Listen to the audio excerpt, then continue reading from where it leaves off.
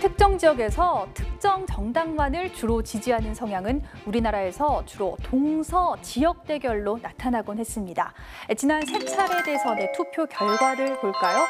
2002년에는 수도권과 호남을 비롯한 서쪽 지역에서 노무현 후보를, 강원과 영남을 비롯한 동쪽에서는 이회창 후보가 1위를 차지했습니다. 2007년에는 표 차이가 크게 났는데요. 서쪽의 호남을 제외한 나머지 지역에서 이명박 후보가 압승했습니다.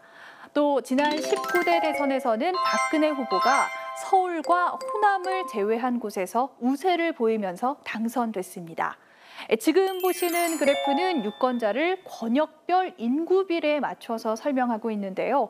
대체로 젊은 인구가 많은 수도권과 호남에서는 진보가 유리, 나머지 지역에서는 보수가 유리한 경향을 보이고 있습니다.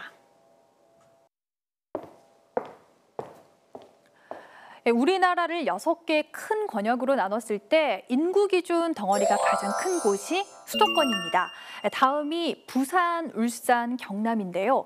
이 두 권역에 전체 유권자의 65% 정도가 모여 있어서 이 순위가 바뀌기는 어렵습니다. 나머지 35%를 10%씩 세 권역이 차지하고 있고 강원과 제주가 5%를 차지하고 있습니다. 3위권 다툼이 치열한데요. 2002년까지는 3위가 전라와 광주, 즉 호남이었습니다. 그런데 2007년과 2012년에는 대구와 경북이 호남을 추월했습니다.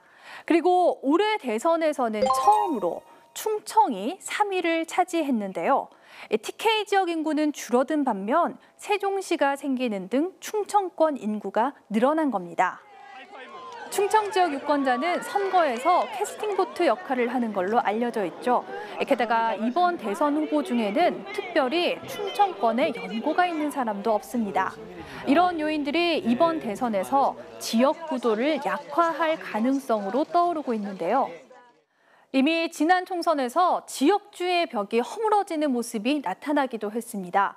영남에서 호남 정서가 강한 정당의 후보가, 호남에서는 영남이 기반인 정당의 후보가 당선되는 일이 일어난 건데요. 이후 총선과 탄핵을 거치면서 정당이 5개로 분화되기도 했습니다. 특정 정당이 한 지역을 독점하기가 어려워진 겁니다. 또 영남의 맹주였던 박근혜 전 대통령이 탄핵에 이어 구속되면서 몰락했고, 호남에서도 김대중 전 대통령 이후 계보를 이을 만한 거물급 정치인이 없습니다. 한국 정치의 고질적인 문제점으로도 지적되어 온 지역주의, 이번에는 사라질 수 있을까요?